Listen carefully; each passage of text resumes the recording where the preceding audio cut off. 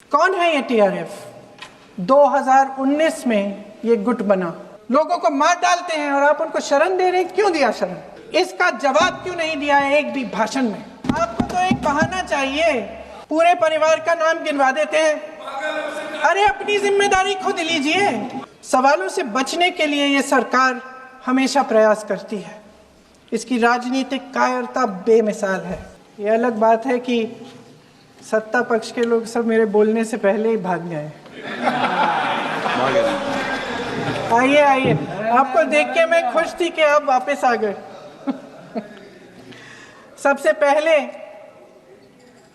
मैं उन सैनिकों, उन जवानों, उन अफसरों को नमन करना चाहती हूँ जो हमारे देश के रेगिस्तानों में, हमारे देश के घने जंगलों में, बर्फीले पहाड़ियों पे हमारी देश की रक्षा करते हैं, जो हर पल देश के लिए अपनी जान देने के लिए तैयार रहते हैं।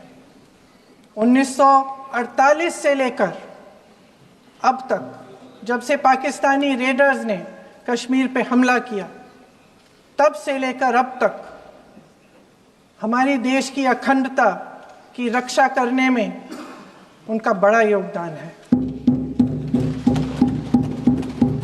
हमारी आज़ादी अहिंसा के आंदोलन से हासिल हुई, लेकिन जैसे मैंने कहा, उसको कायम रखने के लिए हमारी सेना का बहुत बड़ा योगदान है। अध्यक्ष महोदय, कल मैं सदन में बैठी हुई सबके भाषण सुन रही थी। आदरणीय रक्षा मंत्री महोदय ने बोला, सत्ता पक्ष के कई मंत्रियों ने बोला। 1 घंटे का रक्षा मंत्री जी का लंबा भाषण था। सुनते सुनते एक बात मुझे बहुत खटक रही थी।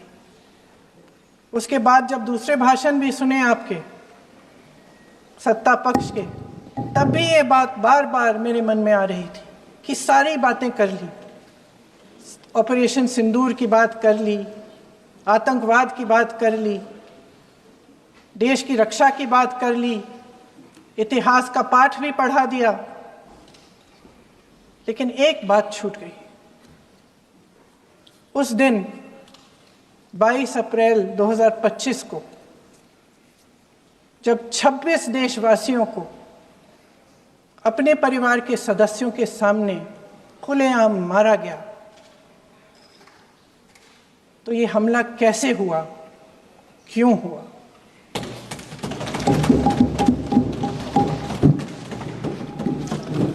अध्यक्ष महोदय, ये लोग बैसारन वैली में, पहलगाम के पास कश्मीर में क्या कर रहे थे? आजकल पब्लिसिटी का दौर है, प्रचार का ज़माना है। कुछ समय से हमारी सरकार ये प्रचार कर रही थी कि कश्मीर में आतंकवाद ख़त्म हो गया है, कि कश्मीर में शांति है, अमन चैन है। प्रधानमंत्री जी ने खूब भाषण दिए, देशवासियों को कहा कि चलिए कश्मीर चलिए, सैर करिए। कई बार मैंने ये भी देखा मीडिया पर, टीवी पर, कि कश्मीर जाइए, ज़मीन खरीदिए, अब वहाँ अमन चैन है, शांति का वातावरण है। इसी बीच शुभम द्विवेदी, एक कानपुर के नौजवान, और उनके पूरे परिवार ने तय किया कि वो कश्मीर जाएंगे। शुभम द्विवेदी की 6 महीने पहले शादी हुई थी। उसकी पत्नी ने कहा कि उनके बीच एक ऐसा रिश्ता था, प्रेम और दोस्ती का ऐसा रिश्ता था कि वो एक दूसरे को बच्चों की तरह हंसाते थे। सोशल मीडिया पर एक वीडियो भी जारी है जिसमें पूरा परिवार एक साथ बैठा हुआ ताश खेल रहा है और ऐसे हंस रहे हैं कि उस वीडियो को देख के किसी का भी दिल टूट जाए कि इस परिवार को इस तरह से उजड़ने क्यों दिया हमने। 22 अप्रैल 2025 को बैसारन वैली में मौसम का मिजाज अच्छा था। जैसे हर रोज़ लगातार 1000 से 1500 लोग वहाँ पहुँचते थे, उसी तरह से उस दिन भी तमाम पर्यटक वहाँ पहुँचे। वहाँ का रास्ता आसान नहीं है अध्यक्ष महोदय जी, जंगल से जाना पड़ता है, पहाड़ों के बीच जाना पड़ता है, घोड़े से जाना पड़ता है। ये परिवार वहाँ पहुँचे, मौसम सुहाना था, उनके बच्चे ट्रैम्पोलिन पे खेल रहे थे, कोई जिपलाइन कर रहा था, कोई चाय पी रहा था, तो कोई कश्मीर की सुंदर वादियों की ठंडी हवा का मज़ा ले रहा था। शुभम अपनी पत्नी के साथ एक स्टॉल पे खड़े थे। तभी अचानक 4 आतंकवादी जंगल में से निकलते हैं और शुभम को वहीं अपनी पत्नी के सामने मार डालते हैं। उसके बाद वे वहाँ से पूरे वैली में 1 घंटे के लिए लोगों को चुन चुन कर मारते हैं। किसी के पति को अपनी पत्नी के आंखों के सामने, किसी के पिता को अपने बेटे के सामने, चुन चुन कर 26 लोगों को मार डालते हैं। शुभम की पत्नी घबराकर वहां से भागने की कोशिश करती है, अपनी जान बचाने के लिए जंगल की तरफ दौड़ती है। वहां पता चलता है कि तमाम लोग जंगल की तरफ दौड़े हैं और अपनी जान बचाने की कोशिश कर रहे हैं। कोई अपने बेटे का हाथ पकड़ के पहाड़ों पर घसीटता हुआ जा रहा है, कोई कश्मीरी घोड़े वालों और गाइडों की मदद लेते हुए चले जा रहा है। कोई रास्ता नहीं है, कोई तरीका नहीं है, लेकिन किसी न किसी तरह से शुभम की पत्नी के शब्दों में किसी ऐसी शक्ति ने हमको बचा कर रखा कि हमें किसी न किसी तरह से हम अकेले नीचे पहुंचे। और मैं उनके लफ्ज पढ़ना चाहती हूं, क्योंकि उन्होंने कहा कि इस पूरे समय जब 1 घंटे के लिए चुन चुन कर भारतीय नागरिकों को मारा जा रहा था, इस पूरे समय उसे एक सुरक्षाकर्मी नहीं दिखा, एक सैनिक नहीं दिखा।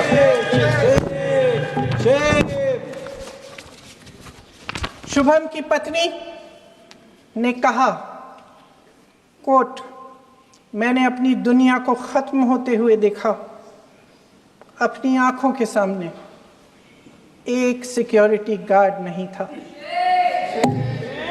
मैं ये कह सकती हूं कि देश ने, सरकार ने हमें वहां पे अनाथ छोड़ दिया था।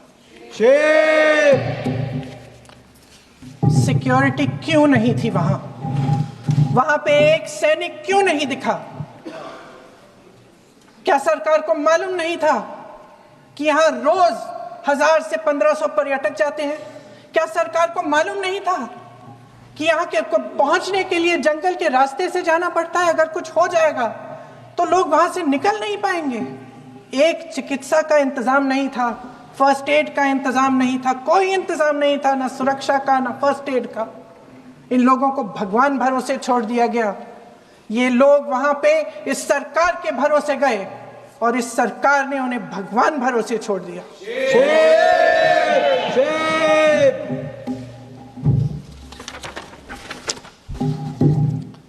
मैं पूछना चाहती हूं, ये किसकी जिम्मेदारी थी? इस देश के नागरिकों की सुरक्षा की जिम्मेदारी किसकी है? क्या इस देश के प्रधानमंत्री की नहीं है? क्या इस देश के गृह मंत्री की नहीं है? क्या इस देश के रक्षा मंत्री की नहीं है? क्या एनएसए की नहीं है? अध्यक्ष महोदय, पहलगाम हमले से सिर्फ 2 हफ्ते पहले हमारे गृह मंत्री महोदय जी कश्मीर गए थे। किस लिए गए थे? जो सुरक्षा की व्यवस्था है इसको देखने के लिए गए थे, इसको रिव्यू करने के लिए गए थे। और उन्होंने वहां कहा कि आतंकवाद पर विजय प्राप्त हुई है। ये 2 हफ्ते पहले है। 3 महीने बाद JNK के गवर्नर साहब एक आम इंटरव्यू में ऐसे ही चलते चलते कह देते हैं कि हाँ, बैसारन वैली में बहुत लापरवाही हुई और इसके लिए मैं जिम्मेदारी लेता हूँ। ऐसे ही चलते चलते, और वो बात होती है, खत्म भी वहां होती है और वहीं खत्म हो जाती है। उनसे जिम्मेदारी ली भी नहीं जाती, कोई सवाल नहीं उठाता, कोई जवाब नहीं देता। अध्यक्ष महोदय, उस हमले की जिम्मेदारी एक आतंकवादी गुट जिसका नाम टीआरएफ है थोड़े दिनों बाद लेती है। कौन है ये टीआरएफ? 2019 में ये गुट बना। 2020 में इसने कश्मीर में आतंकवाद का काम शुरू कर दिया और 2020 अप्रैल 2020 से लेकर 22 अप्रैल 2025 तक इन्होंने 25 आतंकवादी हमले किए। गृह मंत्री महोदय ने जब यूपीए सरकार के समय के आतंकवादी हमले गिने तो लगभग 25 गिनवाए थे अभी अपने भाषण में। इस गुट ने कश्मीर में 25 हमले 2020 और 2025 के अंदर एक पूरी लिस्ट है इन हमलों की। मेरे पास इतना समय नहीं है इसलिए मैं एक एक को नहीं पढ़ना चाहती, लेकिन मैं इतना कहूंगी कि इनमें रियासी का हमला भी था 2024 का, जिसमें 9 लोग मारे गए और 41 लोग घायल हुए। कुल मिलाकर 2020 से लेकर 22 अप्रैल 2025 तक टीआरएफ ने 41 सेना और सुरक्षा कर्मियों की हत्या की, 27 सिविलियन की हत्या की और 54 लोगों को घायल किया था। भारत सरकार ने टीआरएफ को आतंकवादी संगठन का दर्जा कब दिया? 2020 में दिया, 2021 में दिया, 2022 में दिया, 2023 में दिया। 3 साल बाद, 3 सालों के लिए ये आतंकवादी गतिविधियां कर रहे हैं और आप इनको आतंकवादी संगठन तब कहते हैं 2023 में। इसकी क्या वजह थी? ये सब सरकार के संज्ञान में था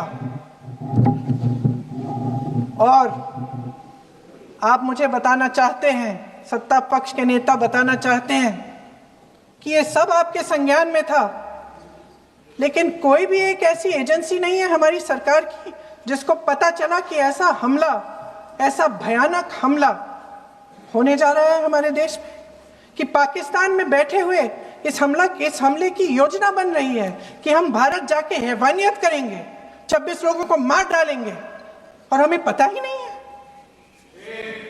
क्या ये हमारी एजेंसियों की विफलता है कि नहीं है? ये बहुत बड़ी विफलता है, एक बहुत बड़ी विफलता है। जानते थे कि ये गुट है, जानते थे कि 5 सालों से ये आतंकवादी हमले कर रहा है, अध्यापकों को मारा, आर्मी के बड़े बड़े अफसरों को मारा, आम जनता को मार डाला, पुलिस वालों को मार डाला, और आप इन पे निगरानी नहीं रख रहे थे। और ये जो एजेंसियां हैं इनकी जिम्मेदारी कौन लेगा? क्या आईबी चीफ ने अपना इस्तीफा दिया? क्या किसी ने इस्तीफा दिया? गृह मंत्री जी के कार्य क्षेत्र में आता है इंटेलिजेंस ब्यूरो। क्या गृह मंत्री जी ने इस्तीफा दिया? इस्तीफा छोड़िए, जिम्मेदारी ली।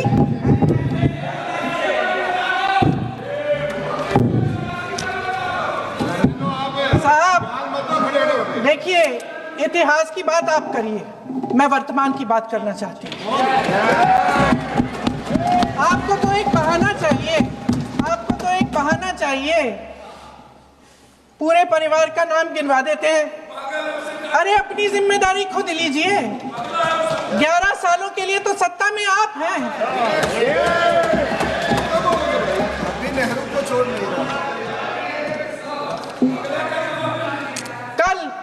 कल माननीय गौरव गोगोई जी ने अपने भाषण में पूछा गृह मंत्री जी से, क्या आपकी जिम्मेदारी नहीं थी?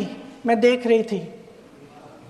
राजनाथ जी, रक्षा मंत्री जी यूं अपना सर हिला रहे थे, कुछ बोले नहीं।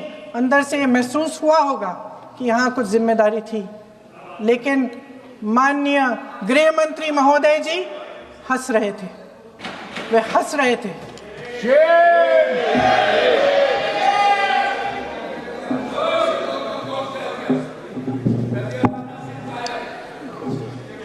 अध्यक्ष महोदय, कल सत्ता पक्ष और आज भी सत्ता पक्ष के नेताओं ने 2008 के मुंबई के हमलों का जिक्र किया, बार बार कहा कि मनमोहन सिंह जी की सरकार ने कुछ नहीं किया।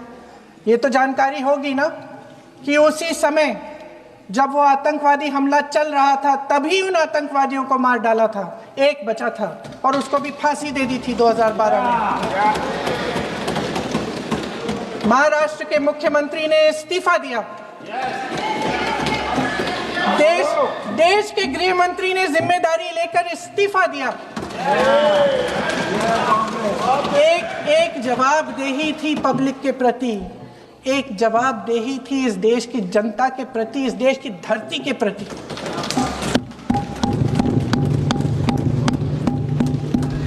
राजनाथ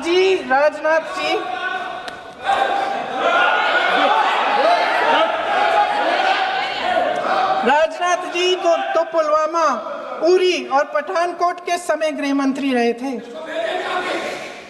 आज वे रक्षा मंत्री हैं और हमारे गृह मंत्री महोदय श्री अमित शाह जी के नाक के नीचे पूरा मणिपुर जल गया, दिल्ली में दंगे हुए, पहलगाम में हमला हुआ और आज भी वे उसी पद पर बैठे हैं। क्यों?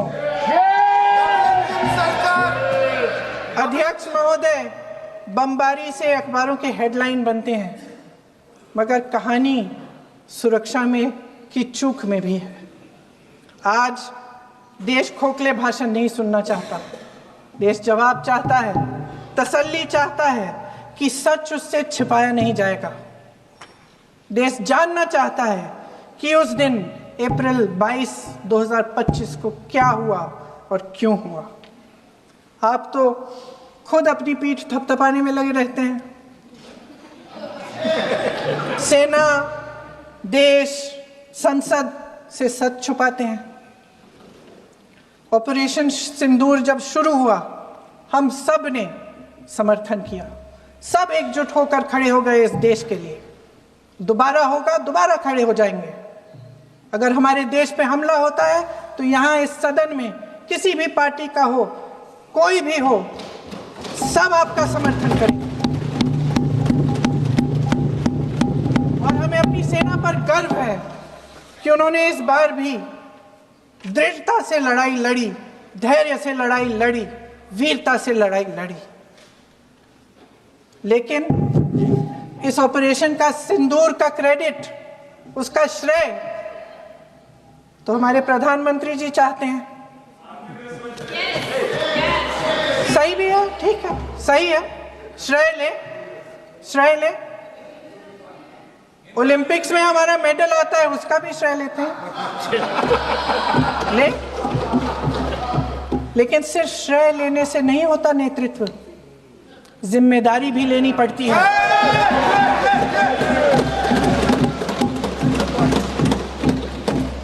देश के इतिहास में ये पहली बार हुआ, देश के इतिहास में यह पहली बार हुआ कि जंग होते होते ही रुक गई है जी।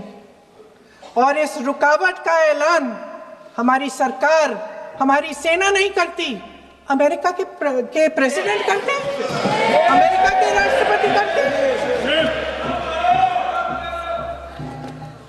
ये हमारे प्रधानमंत्री महोदय की गैर जिम्मेदारी का सबसे बड़ा प्रतीक है।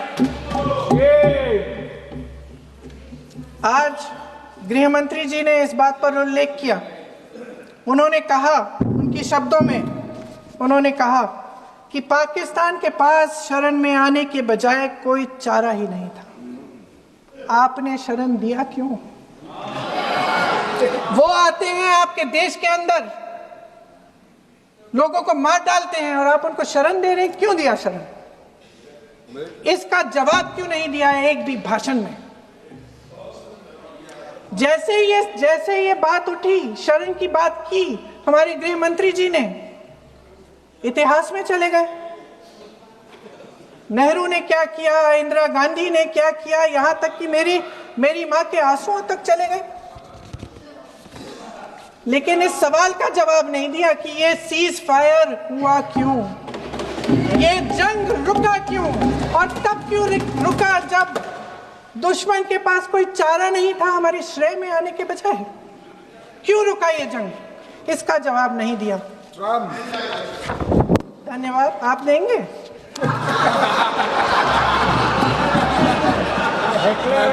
मंत्री देना भाई देना, आपको टाइम मिलेगा तो। टाइम नहीं मिलेगा आपको शायद। वैसे महोदय, मेरी माँ की आंसू की बात किए, मैं इसका जवाब देना चाहती हूँ। मेरी माँ के आंसू तब गिरे जब उनके पति को आतंकवादियों ने शहीद किया, जब वे मात्र 44 साल की थी। और आज अगर मैं इस सदन में खड़ी हूं और उन 26 लोगों की बात कर रही हूं, मैं इसलिए कर रही हूं क्योंकि मैं उनका दर्द जानती हूं, महसूस करती हूं।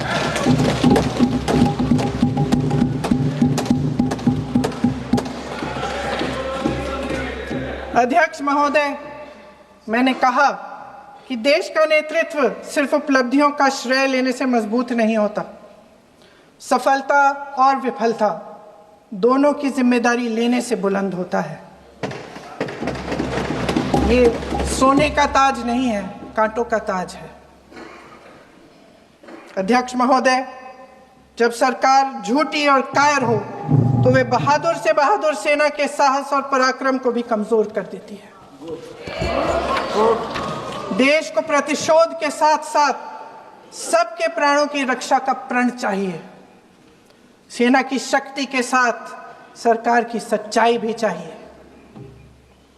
महान देशभक्त शहीद इंदिरा गांधी जी, जिन्होंने सफल कूटनीति के बल पर अमेरिका के राष्ट्रपति निक्सन का मुकाबला करके पाकिस्तान का विभाजन करवाया, बांग्लादेश बनाया, 1 लाख पाकिस्तानी सैनिकों को आत्मसमर्पण करने पर मजबूर किया, उन्होंने कभी इसका श्रेय लेने की कोशिश नहीं की। ऑपरेशन सिंदूर का मकसद अगर पाकिस्तान को सबक सिखाना था तो शायद ये मकसद अभी अधूरा है, क्योंकि हमारी कूटनीति विफल रही है। इसका प्रमाण यही है कि ऑपरेशन सिंदूर के बाद एक पाकिस्तानी जनरल, जिसके हाथ खून से रंगे थे, अमेरिका के राष्ट्रपति के साथ बैठकर लंच खा रहे थे।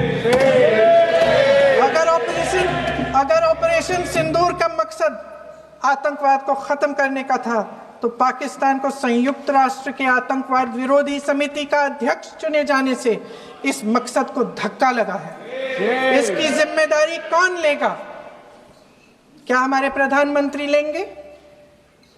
क्या उनमें ये हिम्मत है? नहीं है। अगर इस ऑपरेशन के दौरान हमारे जहाजों का नुकसान नहीं हुआ तो सदन में इसे साफ साफ कहने से क्या डर है? क्यों नहीं कहा है? कल भी रक्षा मंत्री जी ने कहा कि हमारे इंफ्रास्ट्रक्चर का नुकसान नहीं हुआ, तो जहाजों के बारे में भी बता दें, साफ साफ बता दें, क्या हर्ज है? सच्चाई तो है। सवालों से बचने के लिए ये सरकार हमेशा प्रयास करती है। इसकी राजनीतिक कायरता बेमिसाल है। देशवासियों के प्रति जवाबदेही का एहसास ही नहीं है। सच्चाई ये है कि इनके दिल में जनता के लिए कोई जगह नहीं है। सब राजनीति है, सब पीआर है, सब प्रचार है, सब पब्लिसिटी है। देश की जनता के लिए आपके हृदय में कुछ नहीं रहा।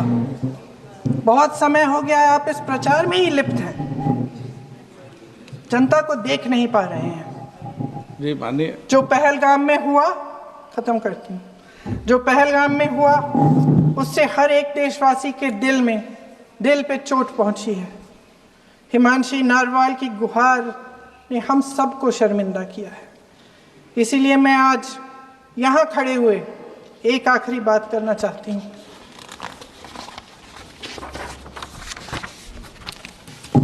इस सदन में लगभग सभी के पास सुरक्षा है, सुरक्षा की व्यवस्था है। हम जहां भी जाते हैं हमारे साथ सुरक्षा कर्मी आते हैं। आपको भी मिल जाएगी, आप मंत्री बन जाएंगे, आपको भी मिल जाएगी। मैं मजाक की बात नहीं कर रही हूँ, थोड़ा सा धैर्य रखिए। उस दिन पहलगाम में 26 परिवार उजड़ गए।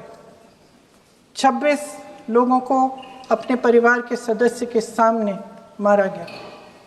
26 बेटे, पति, पिता गुजर गए। उनमें से 25 भारतीय थे। भारतीय थे।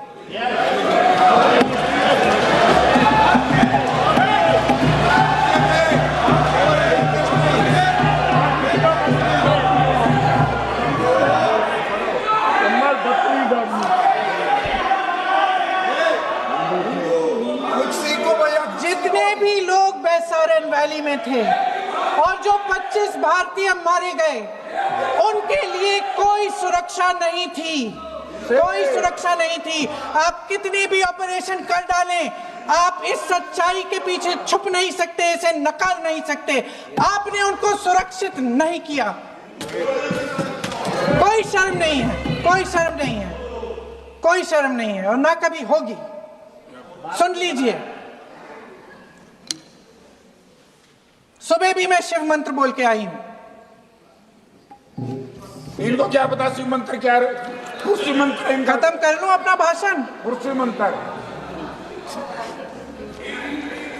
मैं एक बार उन 25 भारतीयों के चलिए चुप रही।